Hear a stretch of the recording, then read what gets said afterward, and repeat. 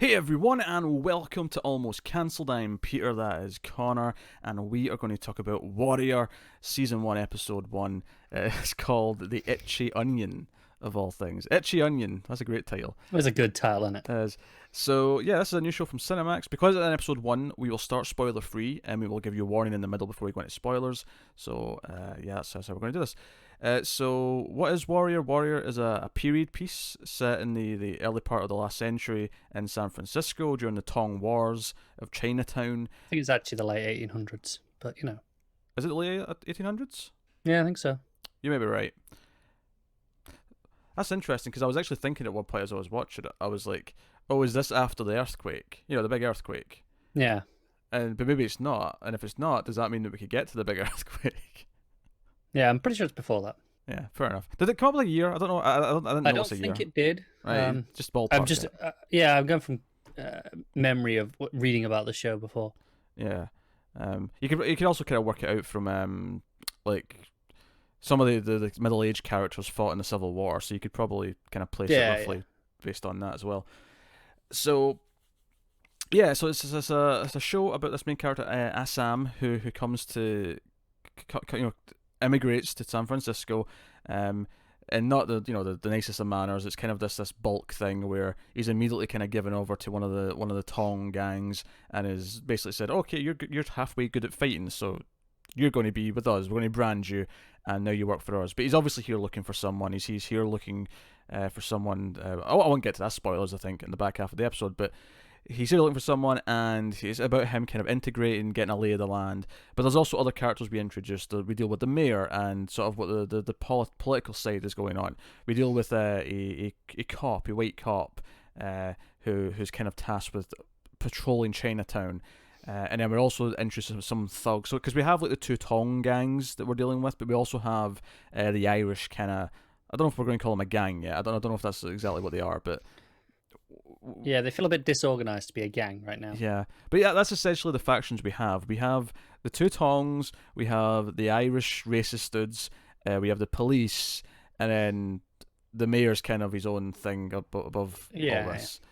So that's the main building blocks we've got at play. Yeah. But that's basically it. But the real sell here is that Cinemax made a lot of changes recently, including not renewing a show that we really liked called Quarry, you bastards. But they wanted they wanted to become the action TV network, right? They wanted to be, action shows and movies and all that kind of thing. And surely a martial arts show is kind of in that wheelhouse. So, yeah, and obviously has a big selling point. Outside of the premise is that this is based on something that Bruce Lee wrote. Yeah, that's kind of a big selling point. Yeah, that's the big, because obviously he wrote it.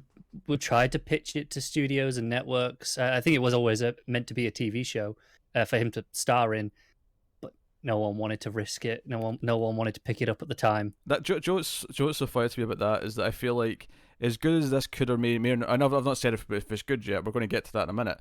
It could be good, could be terrible. But even if this was amazing, there's always going to be that thing in the back of your mind. Yeah, but what if this was Bruce Lee? What if this was made in his heyday? No matter what, that's going to be there. Yeah. In your head, you're like, it could have been Bruce Lee, though. You have to try not to hold that against it, right? Oh, of course, yeah. But I mean, you're thinking, like, it could have been Bruce Lee. Yeah, exactly. But yeah, so I want to talk about a couple of interesting things. Before we get to the quality of the overall show, I want to talk about how it handles language, because this was probably the most interesting thing about the whole show to me. Yeah, me too. So well, outside of the music, which I'll get to separately. Sure. So the characters are arriving and they're speaking in Mandarin, but there's also the white sort of Irish kind of characters, and they're speaking in English, and it's just kind of whatever, right? And then after the first couple of scenes, we're taken to the Tong gang. I've not quite learned the name of the Tong gang. There's a lot of names to learn in this, so bear with us as we're trying to figure it out. But he's taken to the gangs, and this is where they call him the Itchy Onion, and it gets the plot moving.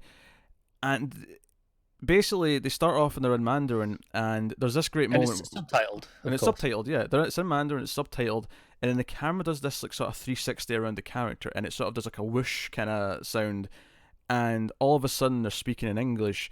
And more notably, though, and this is one of the little details that I really like about this, it's kind of like a comic book when it says, text in this color is just translated it's just from Mandarin. translated, yeah. That's basically what it's doing. Is we're watching the Chinese characters speak in English, but the show's made it clear they're speaking in Mandarin. But when we're watching it, it's been translated. And what I like about this, the one of the little details that I liked, is that later on in the episode, there's another moment where, like the white cop, what's his name, Big Bill, he comes up with his new young partner, and he comes up to talk to one of the Chinese characters, and as like he's still quite far away, we're watching this Chinese character, and he's talking in English. And then as soon as Big Bill and his partner get close, it switches back to Mandarin. You hear that swoosh again, a little more subtly, but it's there.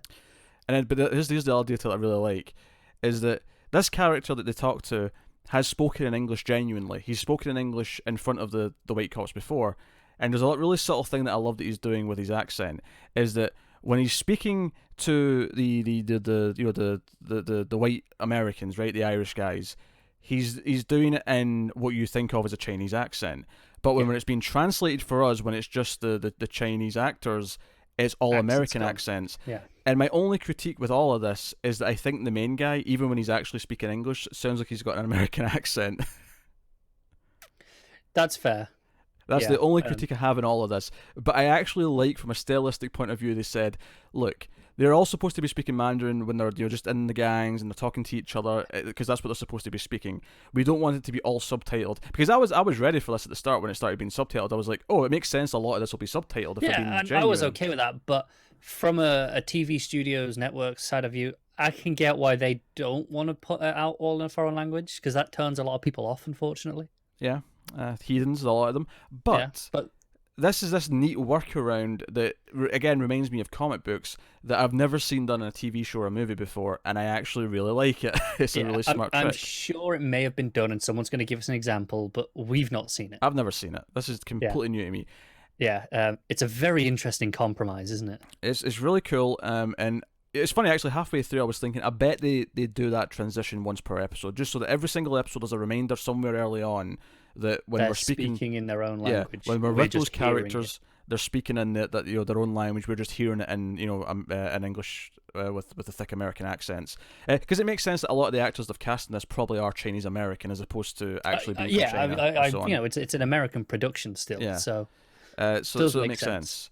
But again, it's this neat thing where it's nostalgic. No, when they're speaking in their language, they're doing thick American accents with English, and that's just how it's translated for us. Yeah, and that's really neat. I like that.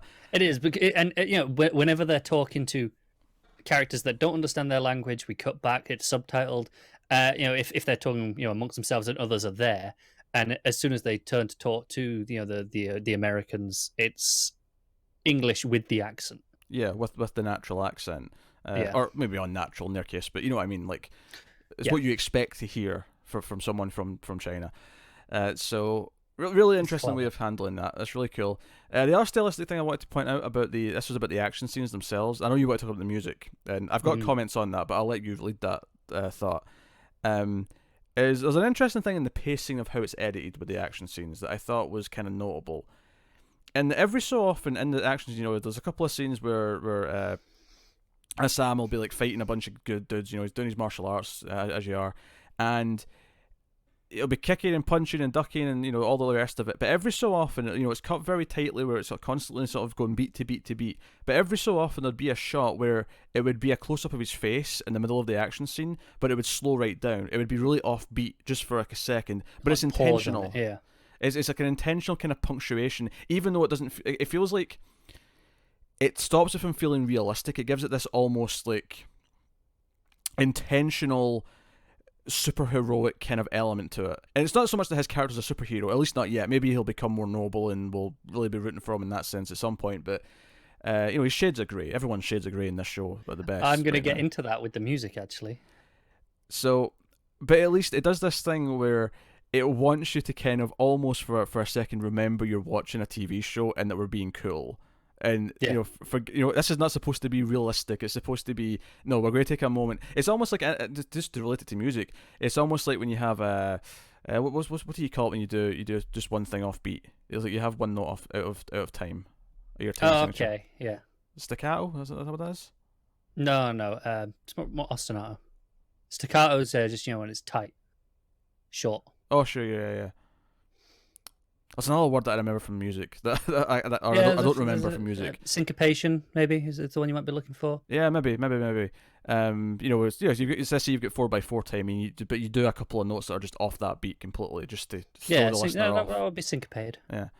That's what it reminded me of. It felt like, I was in the flow of the action scene, and all of a sudden it would do this like slower kind of draw-in shot to the face, and I'm like, whoa, that was like out of time with everything else, and then it would go back to it. But it did this neat thing where, because it slowed down for a second and went back into it, again, just to compare it to music, it's almost like that thing they'll sometimes do where just before the chorus, all the music will go away for a beat as the singer, does the last line, and then it comes back in for the chorus. It almost felt like that. So that was kind of neat. That was kind of neat. It was. I'm going to talk about the music here, because this leads in nicely. It's doing not what you'd expect. It's right? really not. I'm not going to lie. The first time it kicked in with that upbeat music during the fight scene, I was like, I don't know if this fits. I'm going to tell you what it is, because obviously it's using all modern instrumentation. There's drums, there's electric guitars and stuff. It's a Western score. And I think, you mentioned there how he's not really a superhero. He's not really even a hero yet. But it feels like the start of a Western. But he might become one. It feels like he could be. That reluctant hero, the typical Western. And, and given the time period, actually, that's kind of when a lot of those Westerns are set. So it kind of makes sense. But it reminds me a lot of an anime called Samurai Champloo, which is set in like feudal Japan. But it uses hip-hop music for everything. And it's this really neat contrast that when you say it, just sounds wrong and shouldn't work, but once it gets into the flow, it really works better than you could ever expect. And it's the same here, where at first I was like, what is this? What's it doing? And then by like the third or fourth fight, when we're towards the end of the episode, I'm kind of okay. I'm into this now. I'm getting what it's doing. Okay. I think it feels like something I'm going to get used to, and it'll be this quirk of the show. I don't know if I was reading into it the same way you were, but that's probably just because I don't have the same musical. Stylistically, like I say, you'd be forgiven for not getting it, given the instrumentation and the tone of it, but harmonically, it's a Western, is what it's doing. Okay. Yeah. It'll be interesting to see if it actually goes down that path. If because it feels like the sort of. Because it is definitely a fairly superficial action show. I mean, we've not really said if we like it or not, even though what we've been talking about has been fairly positive up until this point. We've been saying we like these things that it's doing stylistically. But the question is, did you actually like the episode as a whole? Oh, you're actually asking me now? Yeah, I'm asking you. Yeah, probably. It's not amazing. There's some cliche plot details, to say the least. There's some cliched plot details. It does that Cinemax thing, the same thing that HBO does, although I feel like now HBO feels classier when it does it, whereas this just felt like, yeah, we're going to have nudity because we can have nudity, so here's nudity 10 times. Yeah. Especially, there's a sex scene sort of in the back half of the episode that I felt like we could have cut away like a minute ago and it wouldn't have lost anything. This is adding nothing but just some skin. Right near the end, that one. Yeah, for 60 seconds. But, I'm not complaining that much. I'm just saying, it's one of those things that is just part of being on that network, right? And because here's the thing, that there's no argument in this show or the sort of thing that Cinemax is now going for, where it's like, oh, this adds to the themes or this adds subtext. It's important, like they're naked in this scene because it means this. It's not. This is the thing. This is sexy times for the viewings. This is a 90s action movie in a 10 episode series format, or 8. I don't know how many it is, 8 or 10, whatever it is.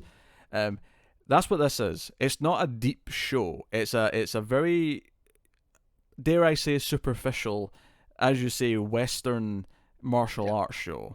That's what this is. 10 episodes. With hopefully, and at least so far, pretty fun fight scenes. With some interesting stylistic techniques that it's using. It's kind of pulpy, which I think is to its benefit. The pulpiness of some of the characters does help you get away with the fact that it is a bit cliched here or there in what it's doing. I think there's one or two reveals towards the end where I was like, oh yeah, of course, this is. There's always the possibility. I'm going to give it the benefit of the doubt here, in that it's cliched because it's part one of the movie that we're used to seeing, but this is a 10 episode show that it's going to evolve past those things. Right now, it seems like it knows what it's doing. It does. And I think there's like other characters where I can see that character becoming kind of the secondary hero despite again the shades of grey that they're in right now. And then there's clearly the villain that's the villain that he's going to have to fight. Like, by the time we get to the end of this season, he is fighting that dude, and it's going to be the hardest thing. Interestingly cliche and has some interest to it at the same time. That's the sort of cliche I'd forgive, though, because that's what I'm excited about in a story like this. I'm excited for our lead character's a badass who can take on just about everyone, and it's easy. So the one who's not easy, the one who's going to give him a challenge, is the interesting part, right? Yeah. No, I'm with you. So, but I think overall, it's pretty good. Yeah, overall it's pretty fun. And then there's the final sort of hook at the end. Which doesn't take place in the final scene per se, but it does have a hook at the end. It's just the second last scene instead of the last scene. It wanted to. This is not a spoiler, but it wanted to end in our main character doing some training and showing off his muscles a little bit before it cut to title.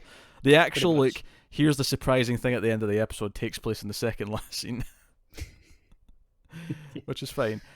Also, before we get to spoilers, I want to put out there's a line of dialogue in this where someone says, "It's not China, it's Chinatown," and I can just hear them thinking of the movie Chinatown and going, "Oh, we want to try and work out that phrase into our thing," kind of. Now it could have been worse. Someone could have said, "Oh, forget it, it's Chinatown." So it wasn't quite that bad, but it did make me giggle. Yeah, it made me giggle a little bit. I also want to point out there's one of the main characters who's like the son of the Tong that Assam's is part of and is now belonging to. Yeah, he's son of the leader. Son of the leader, who's Youngjun. Was it Youngjun? Yeah, Youngjun. Yes. Yeah, I knew it was something. If it wasn't Youngjun, it was like Little Jun or something. Something akin to the child Jun, right? Because the other one's Father Jun. Exactly. He has this insane laughter that makes you both want to hug him and punch him at the same time. It's really quite impressive. It's an annoying sound, but you also kind of respect that he's got the audacity to laugh like that in front of people. Yeah, it's true. So that's my my analysis of that. It's nice to be relatively positive on a show again, because I feel like a lot of first episodes lately we've kind of been, I mean, it's all right. Do you know what I think it is? At least so far, this feels like it knows what it is, and it's just wanting to do a good job at being that. It's not. It's not trying to outstep what it is. It's got a nice like banter in its tone, and like in that 90s action stuff. It's quick wit, sharp, just comments. Back talking lead characters. There's a risk that that this will get tiring. That it won't actually keep up its fun element because it will just delve into the cliches. Because you're getting it every week, and you're like, okay. But if it knows what it's doing, and so far it seems like it might be, then it can just keep playing with its own tropes and genres. And if it keeps giving me fun action, it keeps making me hate the villains more and root for the heroes more, then it's doing its job. And I won't be able to complain about it. No, me too. So, there you go. So we'll give you spoiler warning. So full spoilers then for episode 1 of Warrior. And yeah, where do we start? So he's looking for his sister, right? We find out the woman he's looking for is a sister, because Youngjun takes him to the whorehouse, and he's like, "Oh, there's a girl who came here 2 years ago, this name," and we think, oh, maybe it's like a former, his wife or someone he loved, and it turns out to be his sister because he eventually goes to the rival Tong, which is where she is. It turns out she's married to the head of the Tong. Yeah, and there's one guy who actually puts up a fight, like the sort of main enforcer dude actually fights him, and we don't get to see the end of the fight, but he is kind of struggling. There's that real good bravado where he's down in the chair, like, look, I let these guys bring me in here, and they're unharmed, but do you really want me to cause some trouble on the way out? And they have this this duel between the two of them. Yeah, and he's not getting completely killed or trashed or anything like that. But he's getting knocked down quite a few times. It's like, oh no, it feels relatively even compared to all the other fights where he's just wiping the floor with everyone. Yeah, I mean, he could theoretically lose, is what you're thinking. Yeah. He's not getting destroyed, but he could lose. This is not Batman and Bane. This is, Batman and Ninja Dude. I don't know. Pick someone who's comparable to Batman. Ra's al Ghul, maybe? Yeah, I'll give you a race, but that was the worst analogy you could have done. Well, I didn't always go to the second part. I was just trying to compare it to the first part of it. It's not Bane and Batman. It's not Break the Bat scene. Yeah. No, it wasn't that bad. No. But his sister interrupts it, and she's taking a new name. She's now Myling, and she doesn't want to go home. We get all this backstory here, exposition wise. We find out that there was this like big bad guy in China that had problems with him, and to save him, she actually married this bad guy. The bad guy actually killed their father after she fled the country. Yeah. And she even mentions that he tortured me, he raped me, he did all these things on a regular basis. So things aren't good between the siblings right now. No, they're not. But she's full on working with the leader of the Tong, and we also find out that she's working with the mayor's assistant. We'll talk about the mayor in a minute as one of the characters, but the mayor's assistant's actually providing the opium to her, and they're presumably distributing it through Chinatown. And yeah, I get the feeling more so she's not just working with the leader of the Tong. More, she's probably the real power. Yeah, she. I'm getting the impression she's really one of the villains. Right now, of course, he wants her back and wants to save her, but she's really one of the villains, and that's going to be a thing. And we have a lot of like villainous stuff going on because there's a lot of like different places it can come from. Everyone's just a bit sketchy. Like Big Bill seems okay, the cop, but he is taking money from the Irish thug, and we hear him like he's it's this weird thing where there's like this like rival because it's recent enough after the Civil War that they're talking about Confederates and how bad they are, and there's like a fight that breaks out in the police station because there's the one new cop who's from Georgia. And that's as I'm reaching for my control because my TV's going to turn off. This happens at least like twice a week. It does. So we have that, but then we also have the same Irish dude, the big thug who actually likes to fight and wants to bail out the guys who killed some Chinese workers. So he's looking after for his own, quote unquote, and he is also very racist toward Chinese people. He said, "Oh, these Chinese people come in the boats." Although he didn't use the word Chinese. He did not. I'm cleaning the language up a little bit. Yeah. So we have like 3 minutes into this episode. It's the same, racist phrase over and over. I'm like, okay. Yeah, they say it a lot. They're not shying away from it. Yeah. So that's So we got all these different factors. And we see that he can fight because at one point someone just challenges him to a fight. It seems to be a thing that people just challenge him because he's the big guy, and then we get this fight in the rain. And it's not martial arts. This is like more brawlish. Yeah, but still looks good. Still looks good, but I'm like, and this was the moment I was like, okay, even though it was obvious that he's probably going to end up fighting him at some point, our main character.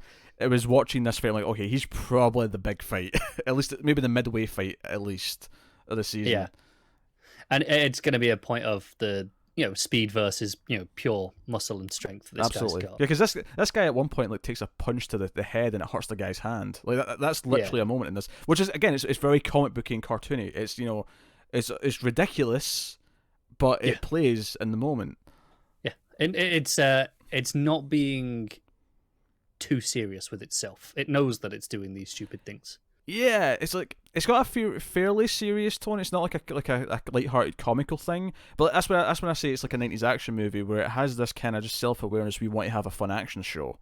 And then the big thing is that so the one person that Assam actually bonds with over the course of the episode is the mistress, because she's kind of taken an interest to him because he doesn't sleep with the prostitute. He reacts differently to things. He obviously fights back against the other Tong when they come in to see him, and it starts this thing where he's like, oh, I don't want anyone who I want a woman to have a choice. I don't want a prostitute. And then they have sex. This is the one that goes on for like a minute, and I'm like, I don't this doesn't need to be this long. It's not that passionate. Like because it starts off with her being like, well, there's only one woman here who it doesn't need to be paid, and he goes in and they initiate the scene, and it's like, okay. You didn't even. I mean, arguably, all you needed was there's one woman here who doesn't need to be thing, and then cut to like her sneaking out of bed. You could have literally done that. I would say there is a benefit to the next moment where he moves in for the kiss, and she's like, no. Sure. And she's like, I've got the power here still.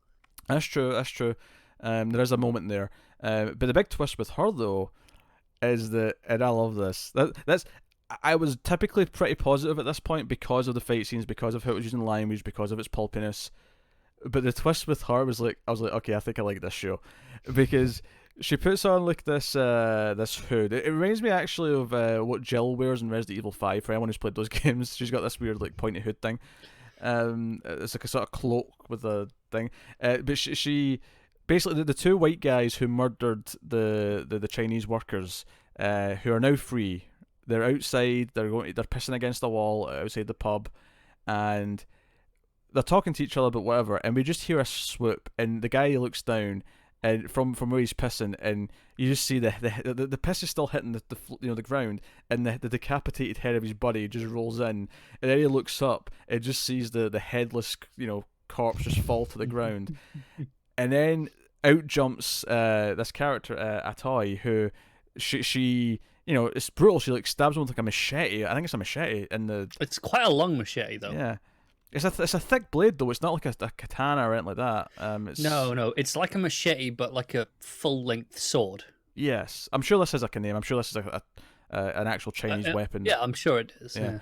But I was like, oh, there's channeling my Jason Voorhees. I like her. she's in there. But no, she sticks it in the guy's chin, and there's blood pouring out of his neck and chin, and I'm like, looks good. It got really gory, and I was like, oh, I didn't expect there to be gore in this. I knew it was going to have kung fu. Yeah, that was a bit earlier when the cops are buying weapons, right? Yeah. And he's buying it's like brass knuckles just for you, but there's all these clubs, knives. I'm like, okay, so they're not going to shy away from the violence, from those sorts of things. Yeah, because the young sort of idealistic cop's like, wait, shouldn't we be arresting this guy because he supplies weapons to everyone? And he's like, nah, you have to let go of these naive aspirations behind. Yeah, this is one of those points where I said, the quick banter. He's like, oh, you got to forget everything you know. Shouldn't take you very long. Yeah, that was a neat little moment. Because he's basically you only have 6 shots in your revolver. Because this is before automatic weapons, just to make that clear. Yeah. He's like, you've got 6 shots, and then it's like, nah, you're gonna need some blades, and Yeah, he's like, you got 6 shots. There's 20,000 Chinese out there. You do the maths. Yeah, so it sets up all this stuff, and we're going to be dealing with him and this young cop, and I can kind of see Big Bill kind of being more, maybe verging towards more heroic by the end of the season. I feel like I can see the journey for him. Yeah, I can see that. Possibly, standing side by side with a lead character by the end, depending on what's happening. So it's putting a lot of players in motion, and I think because it is a 10-episode show as opposed to a movie, you get away with all these factions. I think in a movie you need. This would feel like a lot. Yeah, you'd maybe get away with 3 sides to it in a movie, but definitely not more than that. Whereas here we have 4 plus the mayor. Yes, we got a lot going on, so we can play with that every episode. And the mayor himself, we don't know. I don't know what the backstory is here yet. I presume that her father married her off, but the mayor's wife, who we find out in the scene, because they're clearly not happy with each other. He's demanding she eat, and she kind of sarcastically just bites into the bread without cutting it up or spreading anything on it. And we find out they just get married though. This is a newly married couple. Okay, what happened here? They seem to hate each other's guts. And it's not like that he's treating her badly. No, I think there's a tone that he thinks he's in charge, and she's constantly making sure that he knows that he isn't in charge. Yeah, but we don't see him doing he's never beaten her or anything like that. You don't have to beat someone to be a bad husband. No, I know that. I'm saying, I'm just saying it's not extreme at this point compared to everything else in the show. But this is the thing you get from the way they react to each other, that when he says, "Aren't you going to eat anything, dear?" there's a condescending tone to it, and the way she responds is this is not the first time he's making cracks like this. And then later on, there is the one scene where, now, I do think there's another way to do this, but to be fair, there's a point to her nudity here, where she takes off her dressing gown, and she's completely full frontal, and he's getting all excited, and then she just shuts the door. It's like, nope, not for you, because she's intentionally teasing him. There's other ways to make this point, but I mean, there is, but this is one where at least it's actually serving a point. Yeah, if you're going to use the nudity for something, at least make a point with it, and this was a character beat, so go for it. I would never have even had second thoughts about this moment if we didn't have the bit at the end. Sure, and there's also scenes of them going through the whorehouse and stuff, and there's just, of course, but boobs everywhere, and it's a whole house, so. Sure. It is, but again, it feels like Cinemax. It feels like it does a little bit. It feels like there has to be I expect at least one pair of boobs every episode, not because for any reason other than it's Cinemax and they have to fill a quota. I agree. At least, like I said, it's only really that last minute that bothers me though, because this one had a point. The other one, it's appropriate for the setting. Yeah. So sure, but yeah, it's Cinemax. It's just as bad as when HBO does it. We say it all the time with them. Yeah. So yeah, so we got that, but he's secretly running off to prostitutes. He's having sex with both male and female prostitutes, and he's generally quite shitty. But it seems like his enforcer dude, his assistant, is actually the one who's into more of the shady stuff. Whether or not the mayor knows about it, he's supplying opium to everyone. Yeah, I don't think he does, but I could be wrong. Because one of the interesting things to me is that the Tong head that Mai Ling's with, he wants to try and get peace back on the table. He wants to have peace with the other Tongs, and he wants to have a meeting.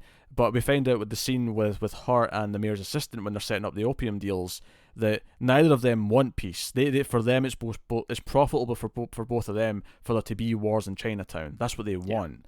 So I'm expecting to maybe cut into that a little bit more in future episodes and actually find out really, okay, why is she motivated to keep the war going? Could be just a sense of power, that she's got. I feel like it's more to it than that. I feel like they actually benefit financially. Yeah, it makes sense. Wait and see. But be interesting. Like maybe the mayor, wants the gangs to kill each other out, right? And the opium helps, drive that war. And yeah, it could be. I don't know. I'm sure we'll find out more as we go through more episodes. Yeah. But yeah, that was the main kind of things we set up in the episode, though. Were all those elements. So a lot going on. To its credit, it went in fairly fast. It was a full hour, but it didn't feel ridiculously long. Like sometimes we watch a thing that's a full hour, which is only like 10 minutes longer than most of the other stuff we watch. But sometimes that 10 minutes you can really feel. I didn't hear, not at all. Yeah.